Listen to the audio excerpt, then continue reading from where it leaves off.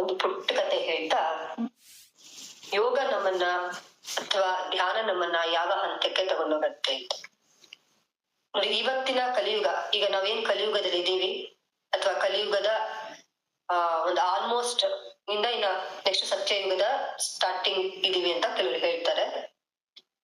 ಯಾವಾಗ್ಲೂ ದೀಪ ಆರ್ಬೇಕಾದ್ರೆ ಹೆಚ್ಚು ಉರಿಯತ್ತೆ ಅಂತ. ಹಾಗಾಗಿ ಆ ಒಂದು ಕಲಿಯುಗದಿಂದ ಮತ್ತೆ ಸತ್ಯಯುಗ ಬರ್ಬೇಕಾದ್ರೆ ತುಂಬಾ ಅನ್ಯಾಯಗಳು, ತುಂಬಾ ಮೋಸಗಳು ಎಲ್ಲ ಕಡೆ ನಡ್ತಾ ಹೋಗುತ್ತೆ. ಅದ್ರ ಮಧ್ಯದಲ್ಲೂ ಕೂಡ ಅದನ್ನ ಸುಧಾರಿಸುವಂತಹ, ಧರ್ಮ ರಕ್ಷಣೆ ಮಾಡುವಂತಹ ಕೆಲವೊಂದು ಕಾರಣ ಶರೀರಗಳು ಕೂಡ ಭೂಮಿ ಮೇಲೆ ಜನ್ಮವನ್ನ ತಾಳಿ ಬರ್ತಾ ಇರ್ತವೆ.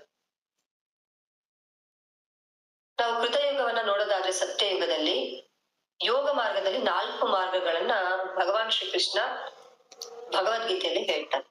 ಕರ್ಮಯೋಗ, ಭಕ್ತಿ ಯೋಗ, ಜ್ಞಾನ ಯೋಗ ಮತ್ತು ರಾಜಯೋಗ ಅಥವಾ ಅಷ್ಟಾಂಗ ಯೋಗ. ಅದು ರಾಜಯೋಗ ಅಂತಾನೆ ಇದ್ದಿತ್ತು.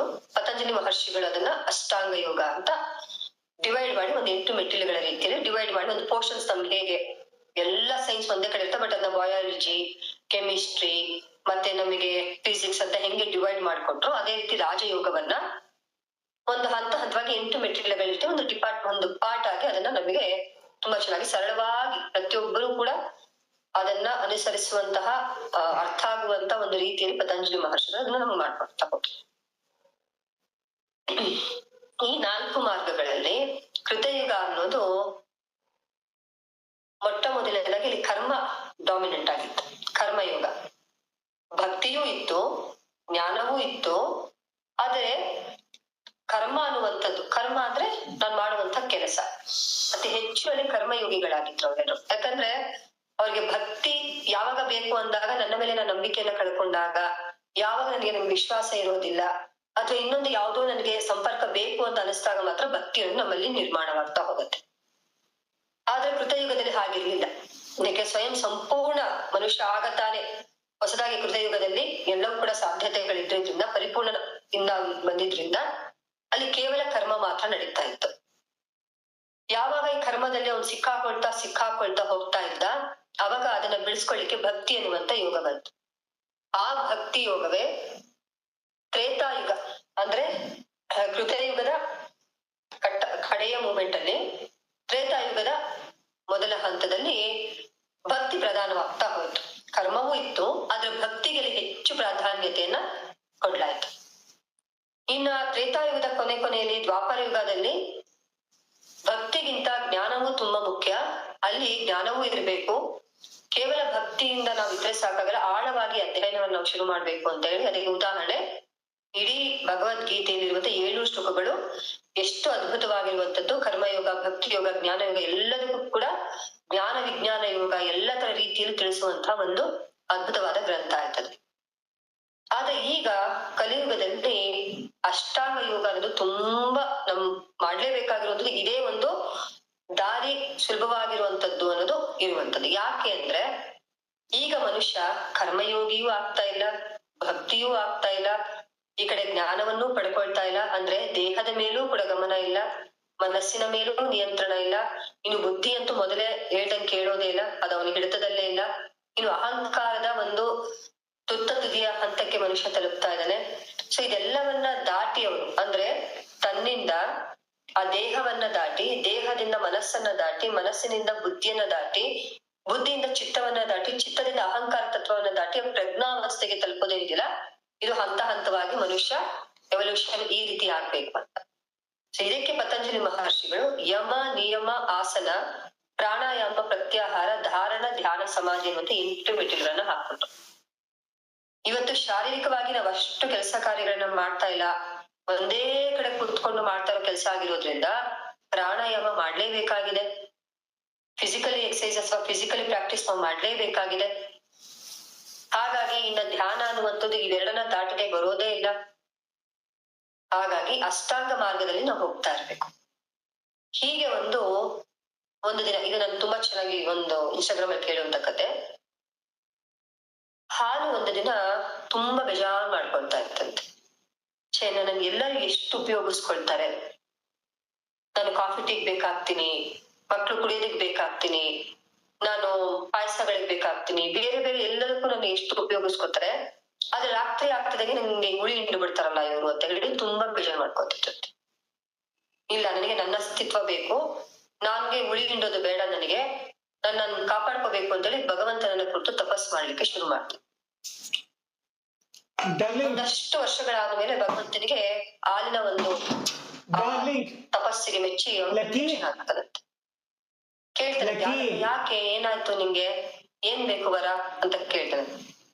ಹೀಗೆ ನನ್ನ ಅಸ್ತಿತ್ವನೇ ನನಗಿಲ್ಲ, ನನ್ನೆಲ್ಲರೂ ಚೆನ್ನಾಗಿ ಉಪಯೋಗಿಸ್ಕೋತಾರೆ, ಆದ್ರೆ ರಾತ್ರಿ ಆಗ್ತದೆ ಹುಳಿ ಹಿಂಡು ಬಿಡ್ತಾರೆ, ನನಗಿದು ಬೇಡವಾಗಿದೆ ಅಂತ ಹೇಳಿದಾಗ, ಇಲ್ಲ, ಹುಳಿ ಹಿಂಡೋರು ಹಿಂಡಲಿ, ನಿನಗೆ ಗೊತ್ತಿಲ್ಲ, ಅವ್ರು ಹುಳಿ ಹಿಂಡಿದಾಗ ಆ ಹುಳಿ ಹಿಂಡಾದ್ಮೇಲೆ ನೀನ್ ಏನಾಗ್ತೀಯ ಅಂದ್ರೆ ಮೊಸರಾಕಿ ಬದ್ಲಾಗ್ತಾ ಹೋಗ್ತೀಯ. ಹಾಲು ಅನ್ನೋದು ಕೇವಲ ಒಂದಷ್ಟು ಗಂಟೆಗಳಿದ್ದಾಗ, ಮೊಸರು ಅನ್ನೋದು 1 ದಿನಗಳ ಕಾಲ ಇರುತ್ತೆ. ಆಗ ನೀನು ಸ್ವಲ್ಪ ಹೆಚ್ಚು ಕಾಲ ಬದುಕ್ಬೋದು. ನೀನ್ ಅದೇ ಮೊಸರನ್ನ ಮಜ್ಜಿಗೆ ಮಾಡಿದಾಗ ಚೆನ್ನಾಗಿ ಅದಿನ್ನು 2-3 ದಿನಗಳ ಕಾಲ ಅದು ಹೆಚ್ಚಾಗ್ತಾ ಹೋಗುತ್ತೆ ಡ್ರಾಯಸ್ಸು. ಅದೇ ಮಜ್ಜಿಗೆಯಲ್ಲಿ ಚೆನ್ನಾಗಿ ಕಳೆದು ಬೆಣ್ಣೆಯನ್ನ ತೆಗೆದಾಗ ವಾರಗಟ್ಟಲೆ ಅದನ್ನ ಇಟ್ಕೊಳ್ಬೋದು. ಆ ರೀತಿ ನಿನ್ನ ಒಂದು ಆಯುಸ್ ಹೆಚ್ಚಾಗ್ತಾ ಹೋಗುತ್ತೆ. ಇನ್ನು ಅದೇ ಬೆಣ್ಣೆಯನ್ನ ಸರಿಯಾದ ಹದದಲ್ಲಿ ಕಾಯಿಸಿ ನೀನೇನಾದ್ರೂ ತುಪ್ಪವಾದೆ ಅಂತ ಇಟ್ಕೊ, ಎಷ್ಟು ತಿಂಗಳುಗಳ ವರ್ಷಗಳ ಕಾಲ ನೀನ್ ಅದನ್ನ ನಿನ್ನ ಆಯಸ್ಸು ಹೆಚ್ಚಾಗ್ತಾ ಹೋಗುತ್ತೆ. ಅಷ್ಟೇ ಇಲ್ಲ, ನಿನ್ನ ಬೆಲೆಯೂ ಕೂಡ ಈಗಿರುವಂತಹ 30 ರೂಪಾಯಿ 20 ರೂಪಾಯಿ ಏನ್ ನಿನ್ನ ಬೆಲೆ ಇದೆ, ಅದು ಸಾವಿರಾರು ರೂಪಾಯಿಗೆ ನೀನು ಮಾರಾಟವಾಗ್ತಾ ಹೋಗ್ತೀಯ. ಹಾಗೆ ಹುಳಿ ಹಿಂಡೋರು ಎಷ್ಟಾದ್ರೂ ಹುಳಿ ಹಿಂಡ್ಕೊಳ್ಳಿ, ಏನಾದ್ರೂ ಮಾಡ್ಕೊಳ್ಳಿ, ಆದ್ರೆ ಕಾಯೋನೊಬ್ಬ ಇದ್ದಾನೆ ಅನ್ನೋದು ನಿಮ್ಗೆ ಯಾವಾಗ್ಲೂ ನಂಬಿಕೆಯಲ್ಲಿ ಇರ್ಬೇಕು. ಬೇರೆಯವ್ರು ನಿನ್ಗೆ ಕೆಡಕಿ ಏನಾದ್ರೂ ಮಾಡ್ಕೊಳ್ಳಿ, ನನಗೆ ಯಾವಾಗ್ಲೂ ಕೂಡ ನಿನ್ನ ಒಂದು ರಕ್ಷಣೆಗಾಗಿ, ನಿನ್ನ ಕಾಯೋಕೆಗೆ ನಾನು ಇರ್ತೀನಿ, ಹಾಗಾಗಿ ನೀನು ಎದುರೋ ಅವಶ್ಯಕತೆ ಇಲ್ಲ. ನಿನ್ನ ಜೀವನದಲ್ಲಿ ಆಗುವಂತ ಪ್ರತಿಯೊಂದು ಕಹಿ ಘಟನೆಗಳು, ಪ್ರತಿಯೊಂದು ಏನಿದೆ ಸಮಸ್ಯೆಗಳು ಎಲ್ಲವೂ ಕೂಡ ನೀನು ದಿನದಿಂದ ದಿನಕ್ಕೆ ನೀನು ಇನ್ನಷ್ಟು ಶಕ್ತಿಶಾಲಿಯಾಗಿ ನಿನ್ನನ್ನೇ ನೀನು ಒಂದು ಮಾರ್ಪಾಡಾಗುವ ಒಂದು ಪರಿಪೂರ್ಣದ ಕಡೆಗೆ ಹೋಗುವಂತಹ ಮಾರ್ಗ ಅಂತ ನೀನು ಅನ್ಕೊಳ್ಬೇಕೆ ವಿನಃ ಕುಗ್ಗೋಗಬಾರ್ದು ಅಂತ ಹೇಳಿ ಎಷ್ಟು ಅದ್ಭುತವಾಗಿ ಮೆಸೇಜ್ ಅನ್ನ ಭಗವಂತ ಹಾಲಿಗೆ ಹೇಳ್ತಾನಲ್ವಾ. ಇದು ಕೇವಲ ಹಾಲಿಗೆ ಮಾತ್ರ ಅಲ್ಲ, ನಾವೆಲ್ಲರ ಜೀವನದಲ್ಲೂ ಇದೇ ರೀತಿ ಆಗ್ತದೆ. ಧ್ಯಾನ ಅನ್ನುವಂಥದ್ದು ಮನುಷ್ಯನನ್ನ ಹಾಲಿನಿಂದ ಮೊಸರಿನ ಕಡೆಗೆ, ಮೊಸರಿನಿಂದ ಮಜ್ಜಿಗೆಯ ಕಡೆಗೆ, ಮಜ್ಜಿಗೆಯಿಂದ ಬೆಣ್ಣೆಯ ಕಡೆಗೆ, ಬೆಣ್ಣೆಯಿಂದ ತುಪ್ಪದ ಕಡೆಗೆ, ತುಪ್ಪವನ್ನ ಔಷಧಿಯ ರೂಪದಲ್ಲಿ, ಭಗವಂತನಿಗೆ ನಂದಾದೀಪದಲ್ಲಿ, ಸಿಹಿ ತಿನಿಸುಗಳಿಗೆ ಎಷ್ಟು ರೀತಿಯಲ್ಲಿ ಬೇಕಾದ್ರೂ ಎಷ್ಟು ವರ್ಷ ಇಟ್ಟರು ಕೂಡ ಆದ್ರೆ ಇನ್ನೂ ಅದರ ಒಂದು ತತ್ವ ಇನ್ನು ಹೆಚ್ಚಾಗ್ತೇ ಹೋಗುತ್ತೆ ವಿನಃ ಆ ರೀತಿಯಲ್ಲಿ ಪರಿಪೂರ್ಣವನ್ನಾಗಿ ಕರ್ಕೊಂಡು ಹೋಗೋದೇ ಧ್ಯಾನ ಮಾರ್ಗ. ಸೊ ಹಾಗಾಗಿ ಪ್ರತಿನಿತ್ಯ ಈ ಧ್ಯಾನವನ್ನ ನೀವು ಮಾಡ್ತಾ ಇದ್ದೀರಾ ಅಂತ ಹೇಳಿದ್ರೆ, ಅಥವಾ ನಿಮ್ಮೊಳಗೆ ಆಗ್ತಾ ಇದೆ ಅಂತ ಹೇಳಿದ್ರೆ, ನಿಮಗೆ ನೀವು ತಿಳ್ಕೋಬೇಕು, ದಿನದಿಂದ ದಿನಕ್ಕೆ ನೀವು ಎಷ್ಟು ಮುಂದುವರಿತಾ ಹೋಗ್ತಾ ಇದ್ದೀರಾ. ಇನ್ನು ಹಾಲಾಗೇ ಇದ್ದೀರಾ, ಗುಳಾಡ್ಕೊಂಡೇ ಇದ್ದೀರಾ, ಅಥವಾ ಮೊಸರಾಗೋ ಪ್ರಯತ್ನವನ್ನ ಮಾಡ್ತಾ ಇದ್ದೀರಾ, ಅಥವಾ ಕೆಲವರು ಮೊಸರಿಂದ ನೀವು ಮಜ್ಜಿಗೆ ಆಗುವಂತ ಹಂತಕ್ಕೆ ಹೋಗ್ತಾ ಇದ್ದೀರಾ. ಇನ್ನು ಕೆಲವರು ಬೆಣ್ಣೆಯ ರೂಪದಲ್ಲಿ ಇರ್ತಾರೆ, ಅದನ್ನ ಸರಿಯಾಗಿ ಹದವಾಗಿ ಕಾಯಿಸದೆ ತುಪ್ಪವಾಗ್ಲಿಕ್ಕೆ ಬರ್ತಿರೋದಿಲ್ಲ, ಒದ್ದಾಟ ಮಾಡ್ತಿರ್ತಾರೆ. ಸೊ ಅಂತಹ ಹಂತದವರೆಗೂ ನೀವು ತಲುಪಿ ಇನ್ನೊಂದು ಸ್ಟೆಪ್ ಅನ್ನ ತಲುಪಿಬಿಟ್ರೆ ಯಾವ ರೀತಿ ನಿಮ್ಮ ಜೀವನ ಇರುತ್ತೆ, ಆ ರೀತಿ ಸ್ಥಿತಿಯಲ್ಲಿ ಏನಾದ್ರು ಸಿಕ್ಕಾಕೊಂಡಿದ್ದೀರಾ, ಇದನ್ನ ನೀವು ಪ್ರತಿನಿತ್ಯ ನಿಮ್ಮ ಜೀವನದಲ್ಲಿ ಹಂತ ಹಂತವಾಗಿ ನೀವು ಗಮನಿಸ್ತಾ ಹೋಗ್ಬೇಕು. ಇದು ಧ್ಯಾನ ನಮಗೆ ಮಾಡುವಂಥದ್ದು. ಧ್ಯಾನದಲ್ಲಿ ಬ್ರೈನ್ಗೆ ಫಾಸ್ಟಿಂಗ್ ಆಗತ್ತೆ. ಹೊಟ್ಟೆಗೆ ಫಾಸ್ಟಿಂಗ್ ಎಷ್ಟು ಮುಖ್ಯನೋ ಬ್ರೈನ್ಗೆ ಫಾಸ್ಟಿಂಗ್ ಅಷ್ಟೇ ಮುಖ್ಯ. ಅಲ್ಲೂ ಕೂಡ ಡಿಟಾಕ್ಸಿಫಿಕೇಶನ್ ನಡಿಲೇಬೇಕು, ಕ್ಲೆನ್ಸಿಂಗ್ ಪ್ರೊಸೆಸ್ ನಡಿಲೇಬೇಕು. ಇವತ್ತಿನ ಸೋಷಿಯಲ್ ಮೀಡಿಯಾ ಅಡಿಕ್ಷನ್ ಇಂದ ಎಷ್ಟು ಬ್ರೈನ್ ಅಲ್ಲಿ ನಾವು ಎಷ್ಟು ರೀತಿಯ ಒಂದು ಟಾಕ್ಸಿನ್ ಉತ್ಪತ್ತಿ ಆಗ್ತಿದೆ ಅಂತ ಹೇಳಿದ್ರೆ, ಅಲ್ಲಿ ಯೋಚನಾ ಶಕ್ತಿ ಹೋಗ್ತಾ ಇದೆ, ನಿರ್ಣಯ ಮಾಡುವಂತ ಶಕ್ತಿ ಹೋಗ್ತಾ ಇದೆ, ನಿರ್ಧಾರ ತೆಗೆದುಕೊಳ್ಳುವಂತ ಶಕ್ತಿ ಹೋಗ್ತಾ ಇದೆ. ಸರಿ ತಪ್ಪುಗಳ ವಿವೇಕ ಅಂತೂ ಮೊದ್ಲೇ ನಮಗಿಲ್ಲ. ನನ್ ಜೀವನದಲ್ಲಿ ಯಾವಾಗ್ಲೂ ಮಂಕ ಕೌದಿರೋ ತರ ಸಪ್ಪೆ ಮುಖ ಹಾಕೊಂಡೇ ಯಾವಾಗ್ಲೂ ಇರ್ತೀರಿ, ಅಥವಾ ಯಾರಿಗೂ ಇಲ್ದಿರೋ ಕಷ್ಟ ಒಬ್ಬನಿಗೆ ಬಂದಿರೋ ರೀತಿಯಲ್ಲಿ ನಾವೆಲ್ಲರೂ ಕೂಡ ಒದ್ದಾಡ್ತಿರ್ತೀವಿ. ಹಾಗೆಲ್ಲ ಏನೂ ಇಲ್ಲ. ಹಾಗೆಲ್ಲ ನೋಡಕ್ ಹೋದ್ರೆ ನಮ್ದಲ್ಲಿ ಯಾವ್ದು ಕಷ್ಟನೇ ಇಲ್ಲ. ಸೊ ಹಾಗಾಗಿ ಧ್ಯಾನದ ಮಾರ್ಗದಲ್ಲಿ ತಾವೆಲ್ಲರೂ ಕೂಡ ಬಂದಿದ್ದೀರಿ. ಆ ಬ್ರೈನಿಗೆ ಉಪವಾಸವನ್ನ ಮಾಡಿದಾಗ ಅಲ್ಲಿರುವಂತ ಎಲ್ಲ ಟಾಕ್ಸಿನ್ ದೂರವಾಗ್ತಾ ಹೋಗುತ್ತೆ. ಆ ಬೆಸ್ಟ್ ಉಪವಾಸವೇ ಧ್ಯಾನ. ಎಷ್ಟು ಧ್ಯಾನವನ್ನ ನೀವು ಮಾಡ್ತೀರಿ, ದಿನದಲ್ಲಿ ಎಷ್ಟು ನೀವು ಸಾಧ್ಯವಾದಷ್ಟು ಸುಮ್ಮನೆ ಕೂತ್ಕೋತೀರಾ, ಏನನ್ನೂ ಮಾಡದೆ ನಿಮ್ಮ ಮೇಲೆ ನೀವು ಎಷ್ಟು ಗಮನವನ್ನ ಹರಿಸ್ತಾ ಹೋಗ್ತೀರಾ, ಅದು ನಿಮ್ಮ ಬ್ರೈನಿಗೆ ಫಾಸ್ಟಿಂಗ್ ಆಗ್ತಾ ಹೋಗುತ್ತೆ. ಹಾಗೆ ಆತ್ಮಕ್ಕೂ ಕೂಡ ಸಂಸ್ಕಾರವನ್ನ ಕೊಡ್ತಾ ಹೋಗುತ್ತೆ. ಸೊ ಈಗ ಉಸಿರಾಟದ ಕಡೆ ಗಮನವನ್ನ ಮತ್ತೊಮ್ಮೆ ಹರಿಸಿ ಈ ಕ್ಷಣದಲ್ಲಿ ನಿಮ್ಮ ಉಸಿರಾಟ ಹೇಗೆ ನಡೀತಾ ಇದೆ ಅನ್ನೋದನ್ನ ತಿಳಿತಾ ಹೋಗಿ.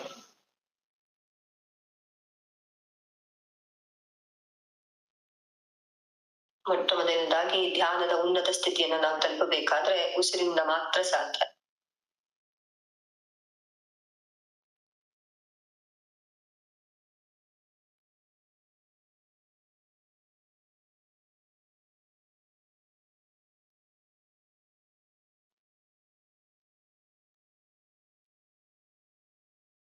ಉಸಿರನ್ನ ಹೊರ ಹಾಕುವುದರ ಮುಖಾಂತರ ನಿಮ್ಮಲ್ಲಿರುವಂತಹ ಎಲ್ಲ ನೆಗೆಟಿವಿಟಿಯನ್ನ ಹೊರ ಹಾಕ್ತಾ ಇದ್ದೀರಿ.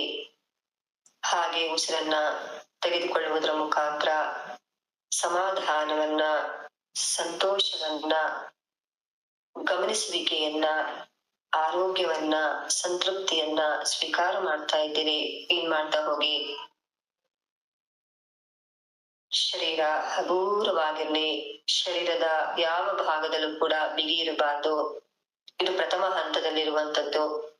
ನೀವು ಶರೀರವನ್ನ ಎಷ್ಟು ಸಡಿಲ ಮಾಡ್ತಾ ಕೂತ್ಕೊಳ್ತೀರಿ ಅಷ್ಟು ಧ್ಯಾನದ ಅನುಭವ ನಿಮ್ಗೆ ಆಗ್ತಾ ಹೋಗ್ತಿರುತ್ತೆ.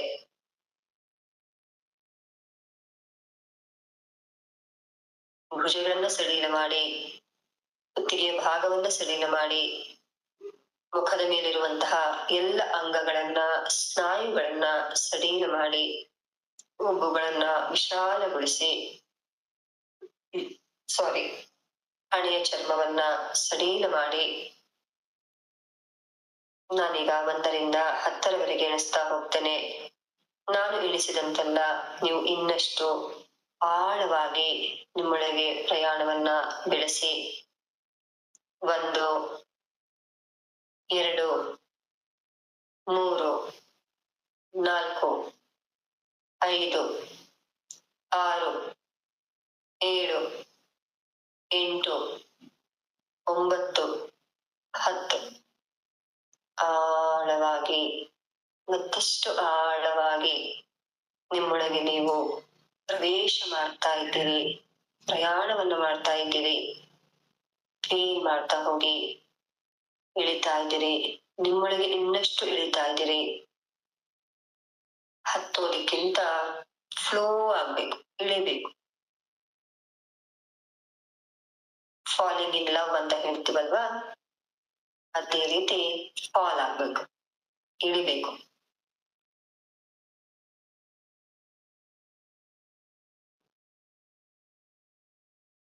ಈಗ ನಿಮ್ಮ ಗಮನ ಮೂಗಿನ ತುದಿಯ ಭಾಗದಲ್ಲಿರಲಿ.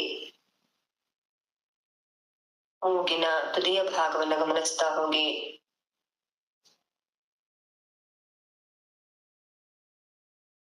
ಉಸಿರು ಒಳಗೆ ಹೋಗುವಾಗ ಆಗುವಂತಹ ಅನುಭವ, ಉಸಿರು ಹೊರಬರುವಾಗ ಆಗುವಂತಹ ಅನುಭವವನ್ನ ಗಮನಿಸ್ತಾ ಹೋಗಿ.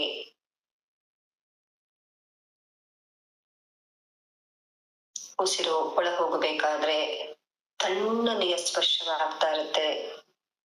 ಉಸಿರು ಹೊರ ಬರ್ಬೇಕಾದ್ರೆ ಬೆಚ್ಚಗಿನ ಸ್ಪರ್ಶವಾಗ್ತಿರುತ್ತೆ. ಗಮನಿಸ್ತಾ ಹೋಗಿ.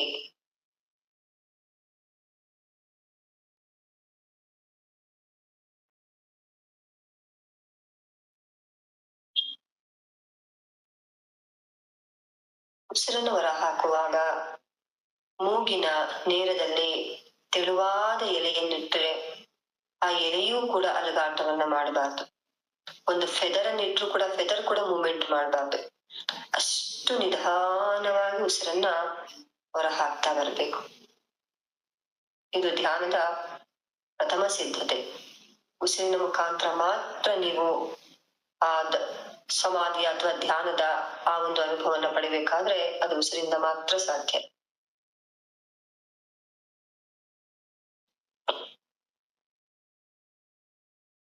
ಈಗ ಮೂಗಿನ ಮುಖಾಂತರ ಹೋಗ್ತಾ ಇರುವಂತಹ ಉಸಿರು ಎಷ್ಟು ಆಳವಾಗಿ ಹೋಗ್ತಾ ಇದೆ ಅನ್ನೋದನ್ನ ಗಮನಿಸ್ತಾ ಹೋಗಿ. ಒಂದು ಬಾರಿ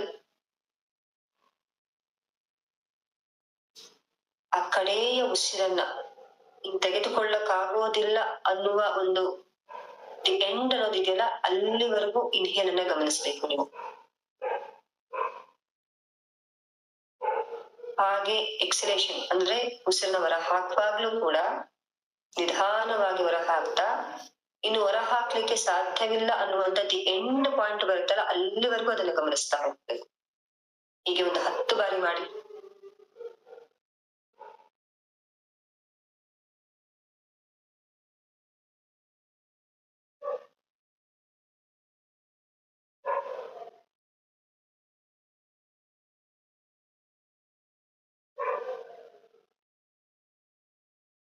ನಿಮ್ಮ ಸಂಪೂರ್ಣ ಗಮನ ಕೇವಲ ನಿಮ್ಮ ಉಸಿರಾಟದ ಮೇಲಿರಲಿ. ಉಸಿರನ್ನ ತೆಗೆದುಕೊಳ್ಳುವ ಆ ಪ್ರಕ್ರಿಯೆ ಕೊನೆಯ ಹಂತದವರೆಗೂ ಅದನ್ನ ಗಮನಿಸ್ತಾ ಹೋಗಿ. ಹಾಗೆ ಉಸಿರನ್ನ ಹೊರ ಹಾಕುವುದರ ಆ ಪ್ರಕ್ರಿಯೆಯ ಕೊನೆಯ ಹಂತವನ್ನು ಕೂಡ ನೀವು ಗಮನಿಸ್ತಾ ಹೋಗಿ. ಇದು ಯಾವಾಗ ನಿಮಗೆ ಸಾಧ್ಯವಾಗ್ತಾ ಹೋಗುತ್ತೋ ಆಗ ಧ್ಯಾನದ 99% ನೀವು ಕನೆಕ್ಟ್ ಆಗಿದ್ದೀರಾ ಅಂತ ಅರ್ಥ.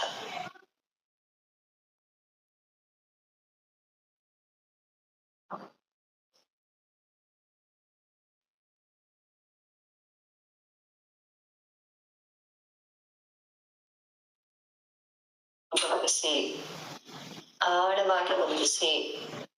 ನಿಮ್ಮ ಉಸಿರಿನ ಕೊನೆಯ ಆ ಒಂದು ಹಂತವನ್ನ ಗಮನಿಸ್ತಾ ಬನ್ನಿ. ಎಷ್ಟರ ಮಟ್ಟಿಗೆ ಅಂದ್ರೆ ಉಸಿರಾಟ ನಡೀತಾ ಇದೆಯೋ ಇಲ್ಲವೋ ಅನ್ನುವಷ್ಟು ಸೂಕ್ಷ್ಮಗತಿಯ ಉಸಿರಾಟ ನಿಮ್ಮಲ್ಲಿ ಸಾಧ್ಯವಾಗ್ತಾ ಹೋಗುತ್ತೆ. ಶರೀರ ಸಡಿಲವಾಗಿರ್ಲಿ, ಬಿಗಿ ಮಾಡಬೇಡಿ.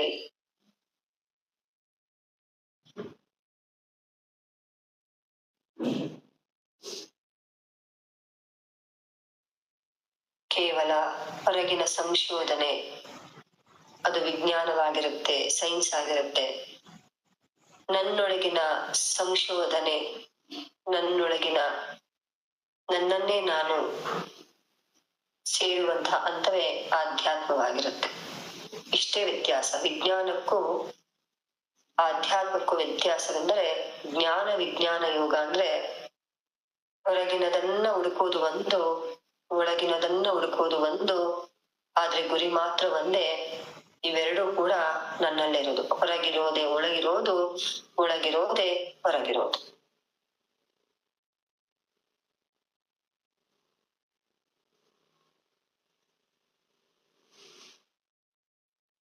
ಈಗ ಹಾಗೇ ನಿಮ್ಮ ಗಮನವನ್ನ ನಿಮ್ಮ ಬೆನ್ನಿನ ಮೂಳೆಯ ತುದಿಯ ಭಾಗದ ಕಡೆಗೆ ತೆಗೆದುಕೊಂಡು ಹೋಗಿ. ಅಲ್ಲಿರುವುದೇ ಮೂಲಾಧಾರ ಚಕ್ರ. ಹೆಸರಲ್ಲೇ ಇರುವಂತೆ ಮೂಲಕ್ಕೆ ಆಧಾರವಾಗಿರುವಂತಹ ಚಕ್ರ ಅಲ್ಲಿದೆ ನೋಡಿ. ಅತಿ ಸುಂದರವಾದ 4 ದಳದ ಕೆಂಪು ಬಣ್ಣದ ಪದ್ಮ. ಅದು ಪ್ರದಕ್ಷಿಣಾಕಾರವಾಗಿ ರೊಟೇಟ್ ಆಗ್ತಿರೋದನ್ನ ಗಮನಿಸ್ತಾ ಹೋಗಿ. ಆದ್ರೆ ಉಸಿರಾಟ ಸೂಕ್ಷ್ಮ ಗತಿಯಲ್ಲೇ, ಅಂದ್ರೆ ನಿಧಾನ ಗತಿಯಲ್ಲಿ ನಡೀತಾ ಹೋಗ್ಲಿ.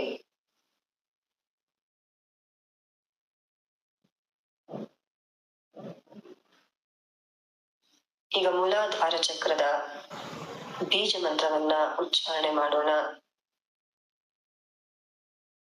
ಲಂ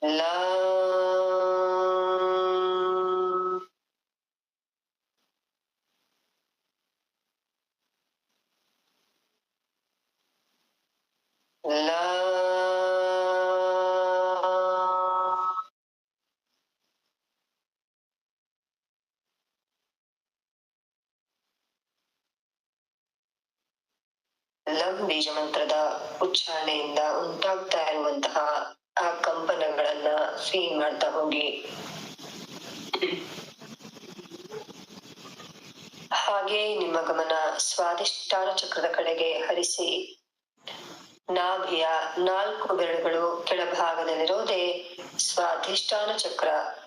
ಅಲ್ಲಿದೆ ನೋಡಿ ಅತಿ ಹೊಳಪುಳ್ಳಂತಹ ಕಾಂತಿಯುತವಾದ 6 ದಳದ ಕಿತ್ತಳೆ ಬಣ್ಣದ ಪದ್ಮ. ಗಮನಿಸ್ತಾ ಹೋಗಿ. ಕ್ಲಿಯರ್ ಆಗಿ ವಿಜುವಲೈಸೇಷನ್ ಆಗ್ತಾ ಇದೆ ನೋಡಿ, ಅದನ್ನ ಕ್ಲಿಯರ್ ಆಗಿ ನೋಡಿ. 6 ದಳದ ಕಿತ್ತಳೆ ಬಣ್ಣದ ಪದ್ಮ.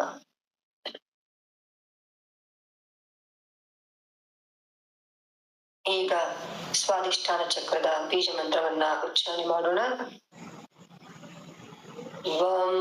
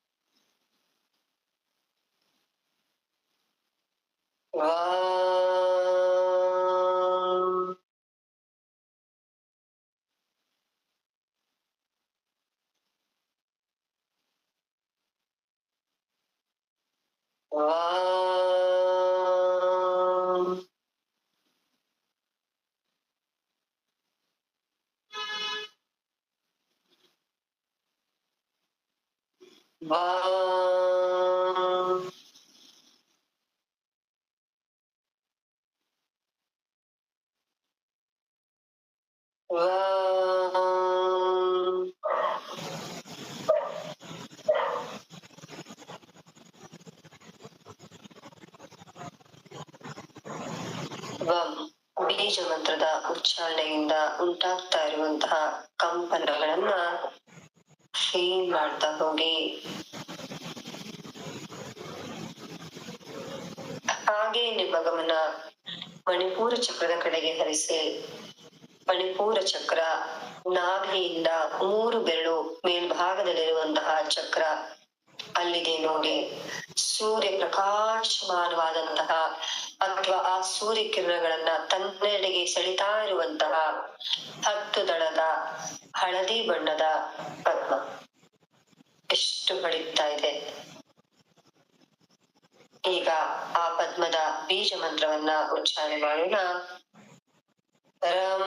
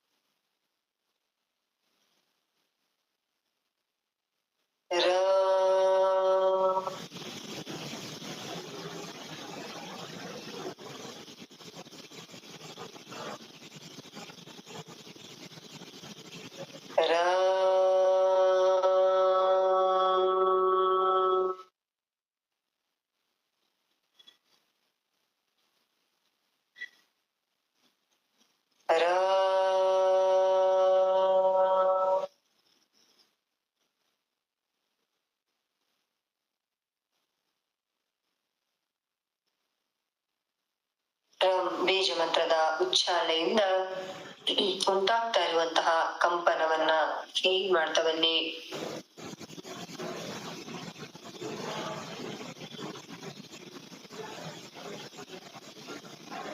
ಒಂದೊಂದು ಬೀಜ ಮಂತ್ರವನ್ನು ಕೂಡ ಉಚ್ಚಾರಣೆ ಮಾಡಿದಾಗ ಶರೀರದ ಒಂದೊಂದು ಭಾಗದಲ್ಲಿ ಕಂಪನ ಉಂಟಾಗ್ತಾ ಹೋಗ್ತಾ ಇರುತ್ತೆ.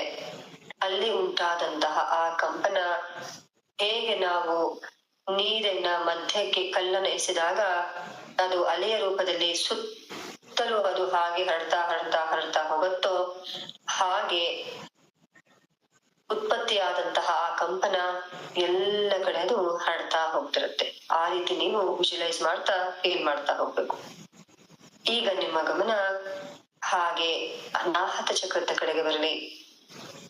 ತುಂಬಾ ಬ್ಯೂಟಿಫುಲ್ ಆದಂತ ಚಕ್ರ, ಎದೆಯ ಮಧ್ಯಭಾಗದಲ್ಲಿರುವಂತಹ ಚಕ್ರ ಸೂರ್ಯ ಚಕ್ರ ಅಥವಾ ಸಾಕ್ಷಾತ್ ಆ ಶ್ರೀಮನ್ನಾರಾಯಣ ನೆಲೆಸಿರುವಂತಹ ಆ ಶ್ರೀಕೃಷ್ಣನ ಒಂದು ಧಾಮವಾಗಿರುವಂತಹದ್ದು ಈ ಒಂದು ಅನಾಹತ ಚಕ್ರ. ಆ ಕೃಷ್ಣ ಪ್ರಜ್ಞೆ ಅಥವಾ ಆ ಕೃಷ್ಣ ಪ್ರೇಮ ಅನ್ನೋದೇನಿದೆ, ಆ ಭಕ್ತಿ, ಅದೆಲ್ಲವೂ ಕೂಡ ಇರೋದು ಅನಾಹತ ಚಕ್ರದಲ್ಲಿ. ಅನಾಹತ ಚಕ್ರ 12 ದಳದ ಹಸಿರು ಬಣ್ಣದ ಪದ್ಮ, ಎಷ್ಟು ಮನೋಹರವಾಗಿರುವಂತಹ ಬಣ್ಣ, ಸಮೃದ್ಧಿಯ ಒಂದು ಸಂಕೇತ, ಸಂಪತ್ತಿನ ಒಂದು ಸಂಕೇತವಾಗಿರುವಂತಹ ಹಸಿರು ಬಣ್ಣ, ಅನ್ಕಂಡೀಷನಲ್ ಲವ್, ಬೇಷರತ್ತಾದಂತಹ ಆ ಒಂದು ಪ್ರೀತಿಯ ಸಂಕೇತ ಅನಾಹತ ಚಕ್ರ. ಆ ಚಕ್ರದ ಬೀಜ ಮಂತ್ರವನ್ನ ಉಚ್ಚಾರಣೆ ಮಾಡೋಣ. ಯಂ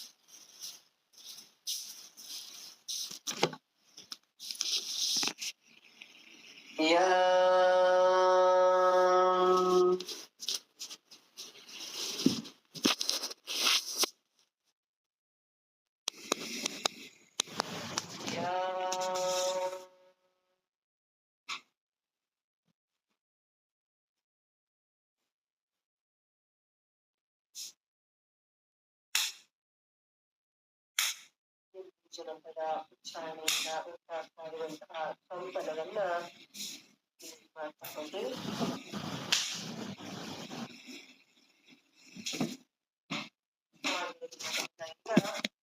ವಿಶುದ್ಧಿ ಚಕ್ರದ ಕಡೆಗೆ ಬರಲಿ. ವಿಶುದ್ಧಿ ಚಕ್ರ ಗಂಟಲಿನ ಭಾಗದಲ್ಲಿರುವಂತಹ ಚಕ್ರ ಆಕಾಶ ನೀಲಿಯ ಬಣ್ಣದ 16 ದಳದ ಪದ್ಮವಿರುವಂತಹ ಚಕ್ರ. ಇಡೀ ನಮ್ಮ ಸತ್ಯದ ಅಥವಾ ವಾಕಿನ ಒಂದು ಸ್ಥಳವಾಗಿರುವಂತದ್ದು. ಈ ಚಕ್ರದ ಬೀಜ ಮಂತ್ರವನ್ನ ಉಚ್ಚಾರಣೆ ಮಾಡೋಣ. ಹಂ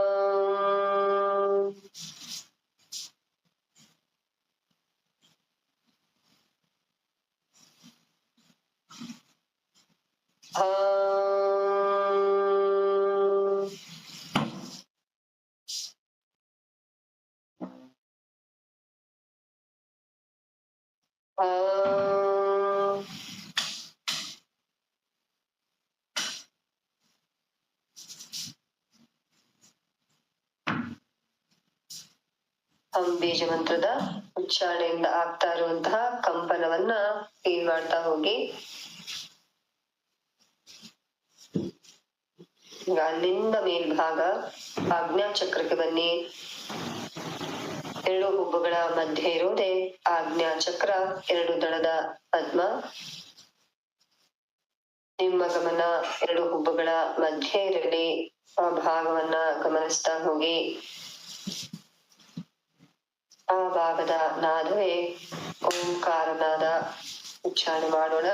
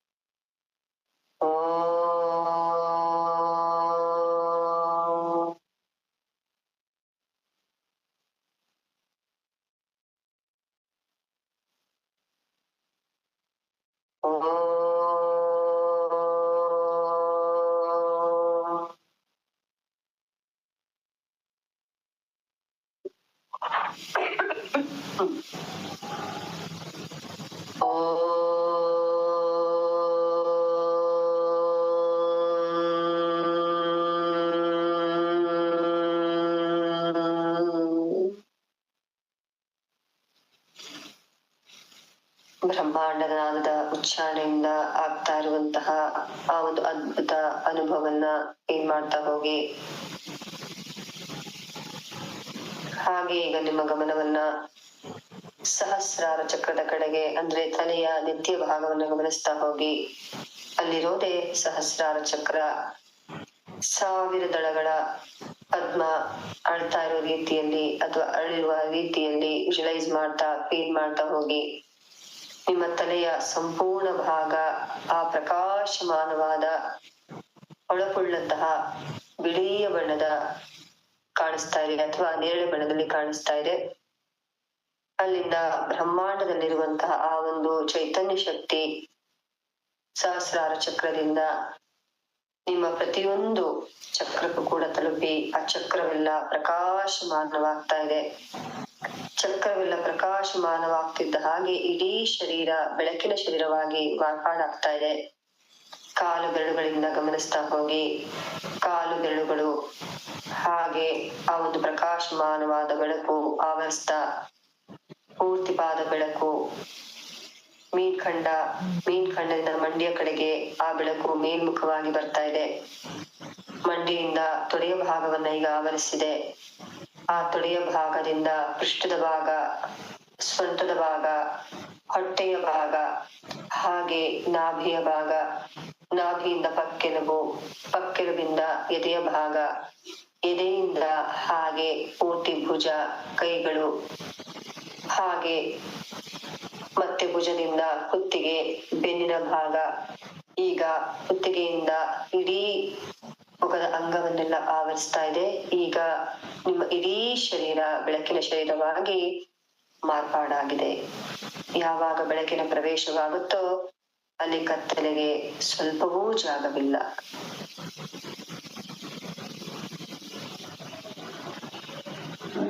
ಈಗ 7 ಬೀಜ ಮಂತ್ರವನ್ನ ಅಂದ್ರೆ 5 ಬೀಜ ಮಂತ್ರವನ್ನ ನಾನು ಉಚ್ಚಾರಣೆ ಮಾಡ್ತಾ ಹೋಗ್ತೀನಿ. ಕೇಳಿಸ್ಕೊತಾ ಹೋಗಿ. ಸಪ್ತ ಚಕ್ರಗಳ ಒಂದು ಮಂತ್ರ ಉಚ್ಚಾರಣೆ.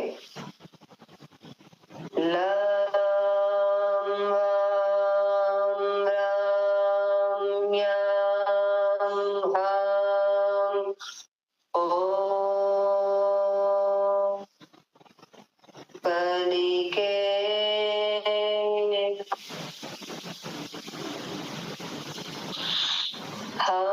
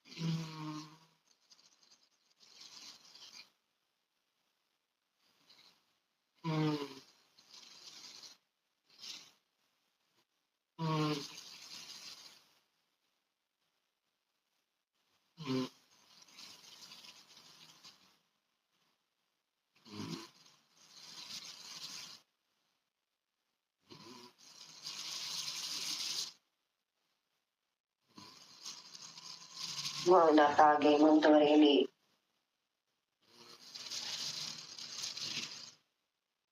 ಸ್ವಲ್ಪವೂ ಅಲಗಾಟವಿಲ್ಲದೆ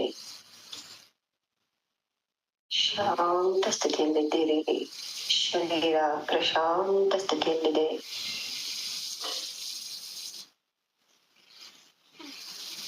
ದೇಹದ ಅರಿವಿಲ್ಲ, ಉಸಿರಾಟದ ಅರಿವಿಲ್ಲ, ಮನಸ್ಸಂತೂ ಗೊತ್ತೇ ಇಲ್ಲ,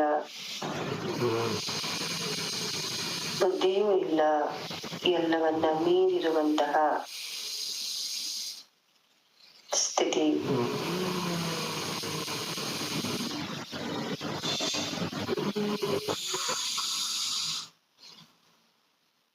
ಒಂದು ದಿನ ಅನುಭವ ಏನಾಗುತ್ತೋ ಅಲ್ಲಿಂದ ಮುಂದಕ್ಕೆ ಅದೇ ಅನುಭವನ್ನ ಆಧಾರವಾಗಿಟ್ಕೊಂಡು ನಾವು ಇನ್ನಷ್ಟು ಮುಂದಕ್ಕೆ ಹೋಗಬೇಕೇ ವಿನಃ ಒಂದು ದಿನ ನನಗೆ ಅನುಭವವಾಯ್ತು ಮತ್ತೊಂದು ದಿನ ಆಗಲಿಲ್ಲ ಅಂದ್ರೆ ಆ ಒಂದು ದಿನ ಅನುಭವ ಸತ್ಯವಲ್ಲ. ಯಾವಾಗ ಅನುಭವ ಸತ್ಯವಾಗುತ್ತೋ ಅಲ್ಲಿಂದ ನಮ್ಮ ಪ್ರಯಾಣ ಮುಂದಕ್ಕೆ ಹೋಗ್ಬೇಕೇ ವಿನಃ ವಾಪಸ್ ಹಿಂದಕ್ಕಲ್ಲ. ಬೆಳಕಿನಿಂದ ಬೆಳಕಿನ ಕಡೆಗೆ ಯಾವಾಗಲೂ ನಮ್ಮ ಪ್ರಯಾಣ ಇರಬೇಕೇ ವಿನಃ ಒಂದು ದಿನ ಬೆಳಕಿನಲ್ಲಿರ್ತೇನೆ, ಮತ್ತೊಂದು ದಿನ ಬೆಳಕಿನಿಂದ ಕತ್ತಲೆಗೆ ಬರ್ತೇನೆ, ಇನ್ನೊಂದು ದಿನ ಕತ್ತಲೆಯಿಂದ ಬೆಳಕಿನಿಗೆ ಹೋಗ್ತೇನೆ, ಇದಲ್ಲ. ಯಾವಾಗಲೂ ಕತ್ತಲೆಯಿಂದ ಬೆಳಕಿನ ಕಡೆಗೆ, ಬೆಳಕಿನಿಂದ ಬೆಳಕಿನ ಕಡೆಗೆ, ಅಥವಾ ಬೆಳಕಿನಿಂದ ಕತ್ತಲೆಯ ಕಡೆಗೆ, ಕತ್ತಲೆಯಿಂದ ಕತ್ತಲೆ ಕಡೆಗೆ ಇದೆ. ಈ ಒಂದು ದಿನದ ಅನುಭವ ಪ್ರತಿನಿತ್ಯದ ಅನುಭವ ಆಗ್ಬೇಕು. ಪ್ರತಿನಿತ್ಯದ ಅನುಭವ ಪ್ರತಿ ಗಂಟೆಯ ಅನುಭವ ಆಗ್ಬೇಕು. ಪ್ರತಿ ಗಂಟೆಯ ಅನುಭವ ಪ್ರತಿ ನಿಮಿಷದ ಅನುಭವ ಆಗ್ಬೇಕು. ಪ್ರತಿ ನಿಮಿಷದ ಅನುಭವ ಪ್ರತಿ ಉಸಿರಿನ ಅನುಭವ ಆಗಬೇಕು. ಪ್ರತಿ ಉಸಿರಿನ ಅನುಭವ ನಮ್ಮನ್ನ ಅನುಭಾವಿಯನ್ನಾಗಿ ಬದಲಾಯಿಸಿದಾಗಲೇ ಮೊದಲ ಅನುಭವಕ್ಕೆ ಸಾರ್ಥಕತೆ ಅಥವಾ ಒಂದು ಅರ್ಥ.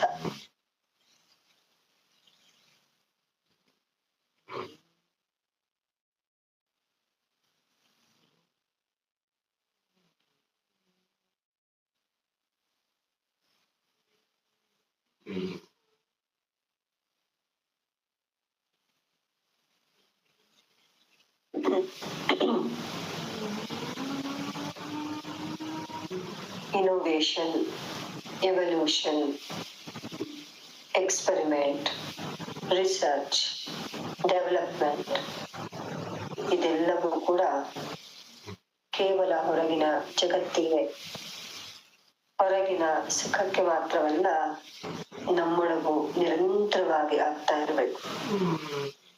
ನನ್ನೊಳಗೊಂದು ರಿಸರ್ಚ್, ನನ್ನೊಳಗೊಂದು ಇನೋವೇಷನ್, ನನ್ನೊಳಗೊಂದು ಎವಲ್ಯೂಷನ್, ನನ್ನೊಳಗೊಂದು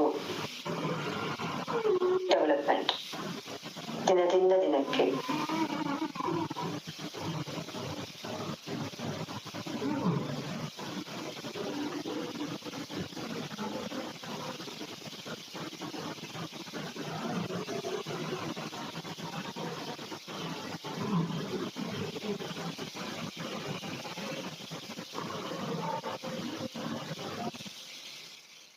ದಿನದಲ್ಲಿ 3-4 ಗಂಟೆಗಳ ಶಾರೀರಿಕ ಕೆಲಸದೊಂದಿಗೆ ನೀವು ಇದ್ದೀರಾ ಅಂದ್ರೆ ನಿಮಗೆ ಪ್ರಾಣಾಯಾಮದ ಎಕ್ಸ್ಟ್ರಾ ಅವಶ್ಯಕತೆ ಇರೋದಿಲ್ಲ. ಯಾಕಂದ್ರೆ ನಾವು ಮಾಡುವಂತಹ ಆ ದೈಹಿಕ ಶ್ರಮದಲ್ಲಿ ಪ್ರಾಣಾಯಾಮ ಆಗಿರುತ್ತೆ. ಯಾರು ದಿನದಲ್ಲಿ 2 ಗಂಟೆಗಳಷ್ಟು ಕೂಡ ದೈಹಿಕವಾಗಿ ಕೆಲಸವನ್ನ ಮಾಡುವುದಿಲ್ಲೋ ಅವರು ಪ್ರತ್ಯೇಕವಾಗಿ ಪ್ರಾಣಾಯಾಮವನ್ನ ಮಾಡಲೇಬೇಕಾಗತ್ತೆ. ಆಗ ಮಾತ್ರ ಧ್ಯಾನದ ಆ ಒಂದು ಸ್ಥಿತಿಯನ್ನು ನಾವು ತಲುಪಲಿಕ್ಕೆ ಸಾಧ್ಯವಾಗತ್ತೆ. ದೇಹ ಆಯಾಸವಾಗಿ ಅದು ಮಲಗಿದಾಗ ಮಾತ್ರ, ಅಂದ್ರೆ ಅದು ತನ್ನ ಕೆಲಸವನ್ನ ನಿಲ್ಲಿಸಿದಾಗ ಮಾತ್ರ ಮನಸ್ಸಿನ ಕೆಲಸ ಪ್ರಾರಂಭವಾಗತ್ತೆ. ಮನಸ್ಸಿನ ಕೆಲಸ ನಿಂತಾಗ ಮಾತ್ರ ಬುದ್ಧಿಯ ಕೆಲಸ ಪ್ರಾರಂಭವಾಗತ್ತೆ. ಬುದ್ಧಿಯ ಕೆಲಸವೂ ನಿಂತಾಗ ಮಾತ್ರ ನಾನು ಅನ್ನುವಂತ ಅಹಂಕಾರದ ಕೆಲಸ ಪ್ರಾರಂಭವಾಗತ್ತೆ. ಅದು ನಿಂತಾಗ ಮಾತ್ರ ಪ್ರಜ್ಞೆಯ ಕೆಲಸ ಪ್ರಾರಂಭವಾಗತ್ತೆ.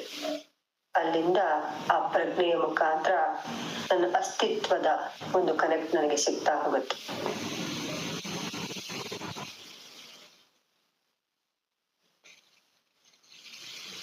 ಹಾಗಾಗಿ ಸುಮ್ಮನೆ ಏನು ಮಾಡದೆ ಕೂತ್ಕೊಂಡು ಧ್ಯಾನ ಸ್ಥಿತಿಗೆ ಹೋಗೋದು ತುಂಬಾ ಕಷ್ಟ.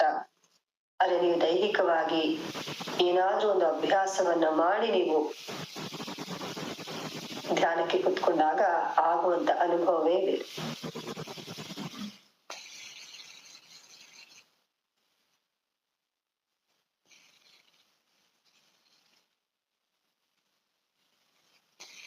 ಈಗ ನಿಧಾನವಾಗಿ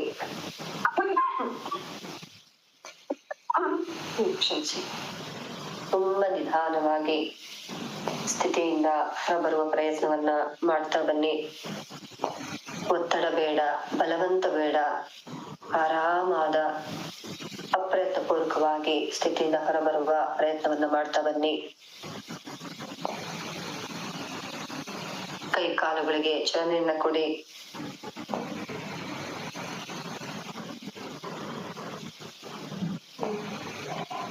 ಎರಡು ಹಸ್ತವನ್ನ ಪರಸ್ಪರ ಉಜ್ಜಿ,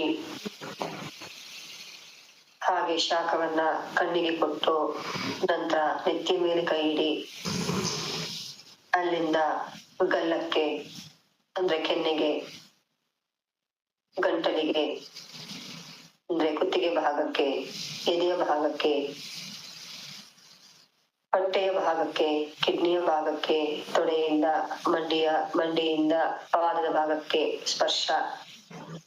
ಮತ್ತೊಮ್ಮೆ 2 ಹಸ್ತಗಳನ್ನ ಪರಸ್ಪರ ಉಜ್ಜಿ ಶಾಖವನ್ನ ಕಣ್ಣಿಗೆ ಕೊಟ್ಟು ಹಸ್ತದ ಒಳಗೆ ಕಣ್ಣುಗಳನ್ನ ಬಿಟ್ಟು ಕೈಗಳನ್ನ ಪಕ್ಕಕ್ಕೆ ಸರಿಸಿ.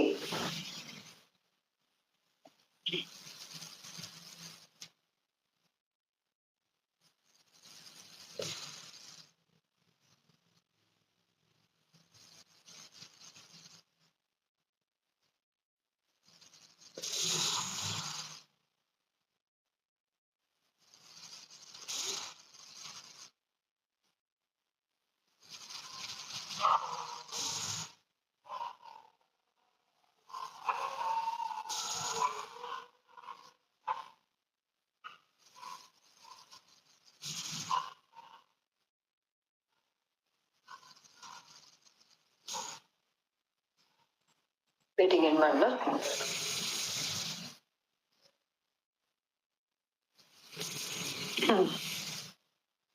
Thank you, ma'am. Thank you. Thank you, Ji.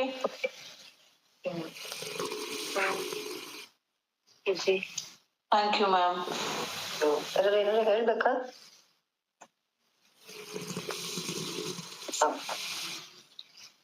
Ma'am. Yes please. ನಾನೊಂದು ಮೆಸೇಜ್ ಹಾಕಿದ್ದೆ, ಆದ್ರೆ ನಿಮ್ದು ಫೋನ್ ಏನೋ ಸರಿ ಇಲ್ಲ ಅಂತ ಹೇಳಿದ್ರಿ. ನಂಗೆ ಈ ಸರ್ವೈಕಲ್ ಸ್ಪಾಂಡಿಲೈಟಿಸ್ ಮತ್ತೆ ಬ್ಯಾಕ್ ಇಶ್ಯೂಗೆ ಏನಾದ್ರೂ ಈ ಮೆಡಿಟೇಷನ್ ಅಲ್ಲಿ ನಿಮ್ಗೊಂದು ಟಿಪ್ಸ್ ಕೊಡಕ್ಕಾಗತ್ತಾ? ನೀವು ಮೆಡಿಟೇಷನ್ ಏನಾಗತ್ತೆ ಅಂದ್ರೆ ನೋವು ಇಲ್ಲದ ರೀತಿಯಲ್ಲಿ ಅದನ್ನ ಡೈವರ್ಷನ್ ಮಾಡ್ಬೋದು, ಬಟ್ 100% ಕ್ಯೂರ್ ಮಾಡಕ್ಕಾಗಲ್ಲ. ಅಲ್ಲಿಗೆ ಏನ್ ಮಾಡ್ಬೇಕು ಅದನ್ನ ಅದೇ ರೀತಿಯ ಪ್ರೊಸೀಜರ್ ಅಲ್ಲೇ ಹೋಗ್ಬೇಕು. ಅಂದ್ರೆ ಅರ್ಥ ಆಗ್ಲಿ ಅಂದ್ರೆ ಅದಕ್ಕೆ ಟ್ರೀಟ್ಮೆಂಟ್ ಕೊಡ್ಬೇಕು ಕರೆಕ್ಟ್ ಆಗಿ. ಸರ್ವಿಕಲ್ ಸ್ಪಾಂಡಿಲೋಸಿಸ್ಗೆ ಯೋಗದಲ್ಲಿ ಥೆರಪಿ ಟ್ರೀಟ್ಮೆಂಟ್ ಇದೆ, ಫಿಸಿಯೋಥೆರಪಿ ಇದೆ. ಈ ತರ ಯಾವ್ದ್ರಲ್ಲಿ ನಿಮಗೆ ಅದು ಅನುಕೂಲವಾಗುತ್ತೆ ಅದರ ಟ್ರೀಟ್ಮೆಂಟ್ ತಗೊಳ್ಳೇಬೇಕು. ಟ್ಯೂಮರ್ ಗಳನ್ನ ಬೇಕಾದ್ರೆ ಧ್ಯಾನದಲ್ಲಿ ಕರಗಿಸ್ಬೋದು, ಬಟ್ ನಿಮ್ಗೆ ಬೋನ್ ಲೆವೆಲ್ ನರ್ವ್ ಲೆವೆಲ್ ಅಲ್ಲಿ ಆಗಿರೋದನ್ನ ನೋವನ್ನ ನಿಮ್ಗೆ ನಿಮ್ ಅನುಭವ ಬರ್ದಿರೋ ತರ ಮಾಡ್ಬೋದು, ವಿನಃ ಕ್ಯೂರ್ ಮಾಡಕ್ಕಾಗಲ್ಲ. ಯಾಕಂದ್ರೆ ಅದು ನಿಮ್ಗೆ ಆಗಿರೋದು ಡಿಸ್ಕ್ ಅಲ್ಲಿ. ಸೊ ಅದನ್ನ ಹಾಗೆ ಟಿಶ್ಯೂ ಮೇಲೆ, ಬೋನ್ ಮೇಲೆ ಮತ್ತೆ ಮಸಲ್ ಮೇಲೆ ವರ್ಕ್ ಮಾಡಿ, ನರ್ವ್ ಮೇಲೆ ವರ್ಕ್ ಮಾಡಿ ನಿಮ್ಗೆ ಸರಿ ಮಾಡ್ಬೇಕು.